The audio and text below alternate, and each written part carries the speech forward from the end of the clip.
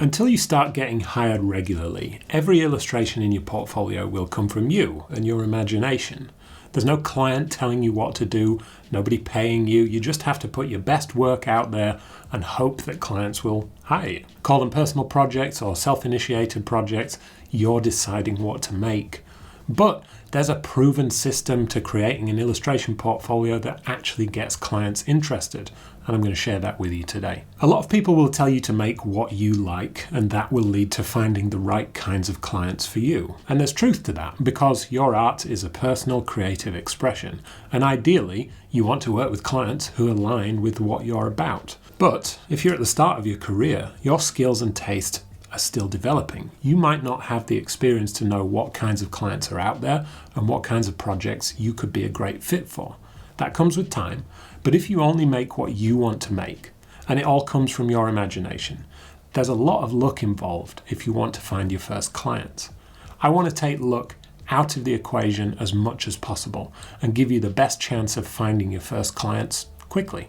I've seen thousands of illustration briefs in the last 10 years from just about every kind of client you can imagine, and I've learned what kinds of projects different clients typically hire illustrators for.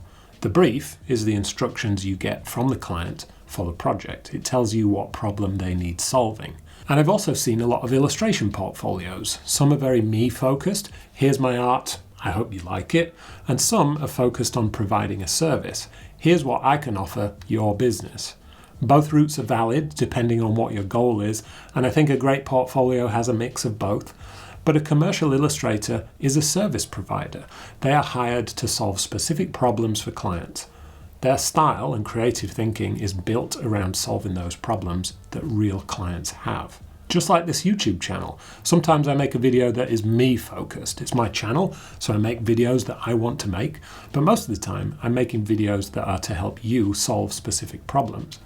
The videos that are me focused about whatever I want to make don't usually do that well, which is kind of frustrating, but it's not what my audience wants. I've been writing a lot of illustration briefs recently for the students in my Portfolio Accelerator program, and it's led to some great work from the artists I've worked with, work that is aligned with their career goals and is going to help them stand out to the right kinds of clients.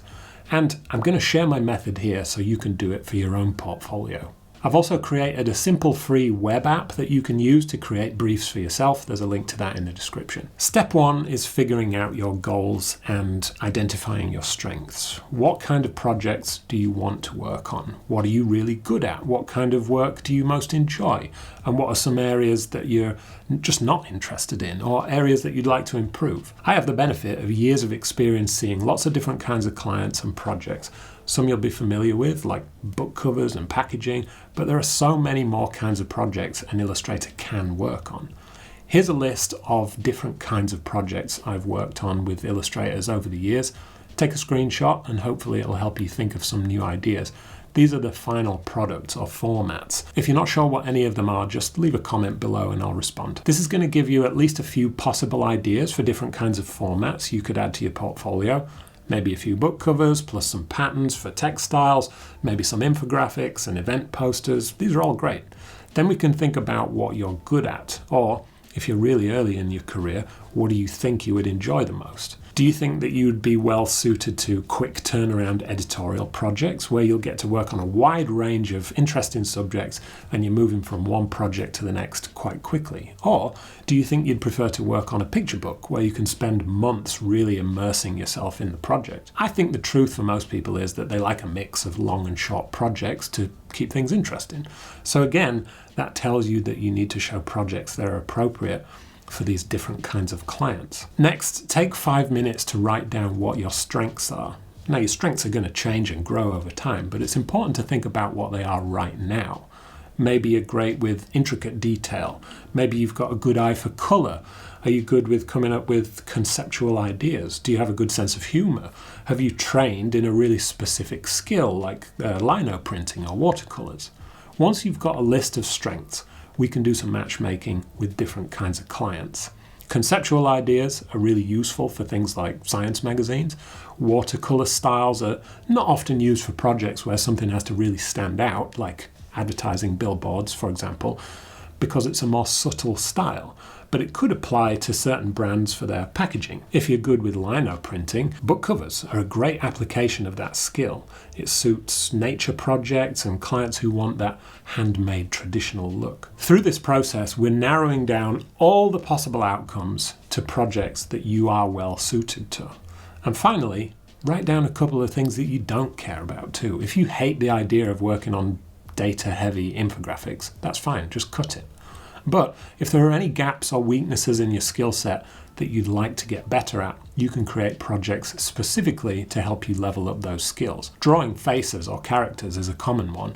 Some artists tend to avoid it if they can, but it's worth practicing intentionally because it is going to come up a lot. So at this point, you should have a rough list of possible formats and projects you think might be good additions to your portfolio. Next, we're going to go a bit deeper and turn those rough ideas into projects that clients could actually use.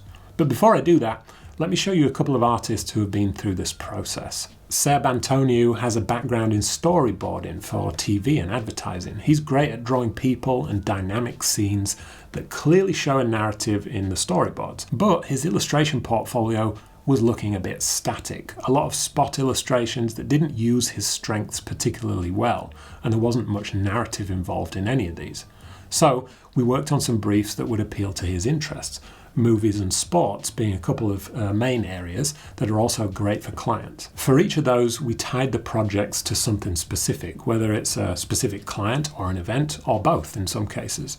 He worked on an illustration for the Winter Olympics. The idea was that it was a promotional banner or billboard for the BBC coverage of the Winter Olympics. He got to use his skills in figure drawing to great effect, and I think this is a brilliant portfolio piece. We also worked on an editorial project for Empire magazine, which is a movie magazine in the UK. We picked a couple of upcoming movie releases for 2026, and Seb created a few covers that he can now send directly to Empire or any other movie magazine to show them what he can do. Amy George is earlier on in her career, but she's already developed a style that could apply to a wide range of projects. It's quite character-led, and she's great with busy lifestyle scenes. We worked on a project for an online restaurant reservation website and an app, who also create a lot of editorial content. The idea here was the top 10 places for a cozy Christmas date in New York. That's the kind of article they might publish, and she can send that illustration to them or any similar magazine that is focused on food or travel or lifestyle. The illustration went through lots of iterations, and ultimately it works as something that could fit with this client's editorial output. I also wanted to challenge Amy to work on some different kinds of projects that weren't so character focused, and she created a fictional but realistic brand. At least I think it was fictional anyway. Amy created some gorgeous packaging for their products, and this is quite a change in direction for her, but I think you'll agree it's a really strong project, and now she's got something to show packaging design agencies. Lynn Warm is a very experienced designer for textiles who wanted to branch out into other commercial projects. I learned a lot from Lynn while we were working together. She's an expert in designing patterns for textiles. If you're interested in that, give her a follow. There's a link in the description to her and all the other artists I mentioned. But we wanted to take that expertise and apply it to some new areas. Book covers were an obvious first step, and the Penguin Modern Classics range uses pattern beautifully in their covers. This was an easy sidestep for Lynn to apply her skill with print and pattern to a new kind of client. We also worked on something not so obvious. How could Lynn's experience apply to a tech client? Seems kind of a big leap, but we landed on a project for Google Doodle. Lynn is Swedish, so she worked on some ideas for different cultural days in Sweden. She worked on this design for Cinnamon Bun Day. Lynn has a couple of projects there she can send out to those kinds of clients straight away. Now we're going to take everything we've just done and turn it into actual project briefs, the kinds of projects real clients are already hiring for. You're not inventing projects from scratch, you're reverse engineering them from work that already exists. I'll run through 3 examples and show you how to approach each one. And if you struggle with this, let me know in the comments what you're aiming for and I'll see if I can help. Example 1. Let's say you like the idea of working on quick projects where you can use conceptual ideas. That's a great fit for magazines, but not all magazines use illustration in the same way. A food and drink magazine or a travel magazine is usually going to be a bit more literal. They want to show places or food in an attractive way. But magazines where the topics are very complicated, abstract, or even a bit boring will use conceptual illustrations to help explain their articles. Sciences of all kinds, psychology, finance, business, mental health and mindset, politics, technology.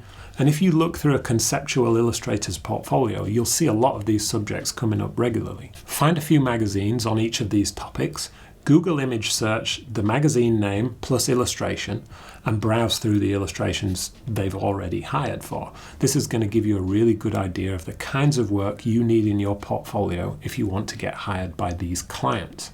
Then you can find some articles online about each topic and create your own illustration. You don't need to invent anything or guess, just find an article that you can illustrate. Example 2. Maybe you like the idea of working with trendy and exciting brands on their advertising. Advertising illustration has one main job: attract attention. And the styles will vary from brand to brand, but you might discover that they like bold colours, dynamic illustrations with lots of action to stand out and attract that attention. If you were to Google Nike plus illustration campaign, you'll probably see a mix of print ads for magazines, outdoor advertising, posters, etc. And you'll see lots of digital ads for social and websites too. You'll also see more unique projects like in-store displays or large format murals. Often they'll be integrated with photos of models wearing the clothing or footwear. Sometimes they'll be illustrated, but a lot of the time they prefer to use real photos of the shoe, for example, so their customer knows exactly what it looks like. So you can pick a brand you like, let's say it's Nike, look at how they use illustration already, and choose a format and create a plausible project. For example, illustration for a London Underground poster advert promoting the launch of a new shoe for runners. Easy. Example 3. Maybe you're more interested in publishing, and in that case you can go to any publisher's website or bookshop and just take note of what you see. What are the popular genres of books that use illustration on the covers? It's probably going to be nature, young adult and children's books, cookbooks too, self-help books, fantasy and mythology. These would all be great additions to your portfolio. And the question you can ask yourself is, how can my illustration help this book stand out on a shelf and tease the content? Could be something purely decorative, it could be something conceptual, it could be very literal, and a mix of different approaches will mean your portfolio has something to offer all these different publishers. Remember these 6 things when you're writing a brief for yourself. Who is the client? You can pick a specific client or just a type of client. Who is the audience? Who are your client's customers? Something for young students wouldn't necessarily work for grandparents. What problem are you solving? Illustration always has a job to do, so name the problem. And what are you illustrating? That's the content of the image, pretty straightforward. And what is the tone or the mood? Is it warm and friendly or mysterious and atmospheric?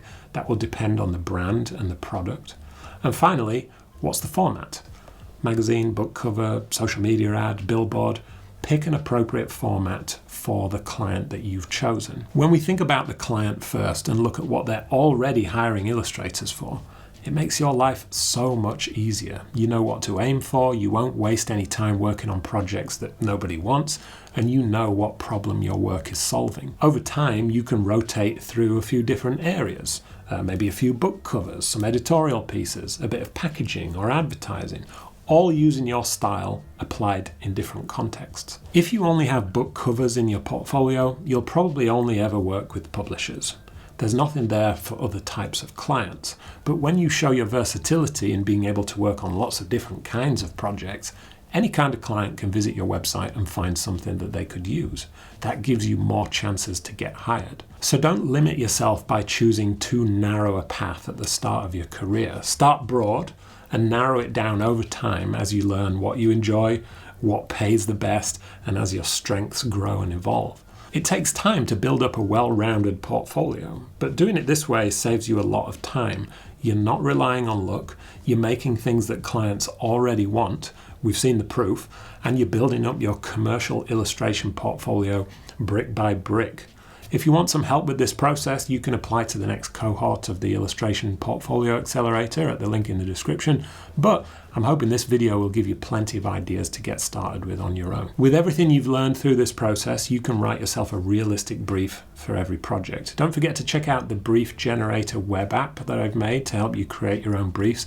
It's specifically geared towards editorial projects. I might make another one for advertising and packaging in the future. It gives you 6 random variables you can use to create a brief for lots of different kinds of editorial projects. There's a link in the description, so have fun with that and let me know what you think. If you want to know more about creating a great portfolio, I have a playlist of videos here that you might enjoy. See you next time.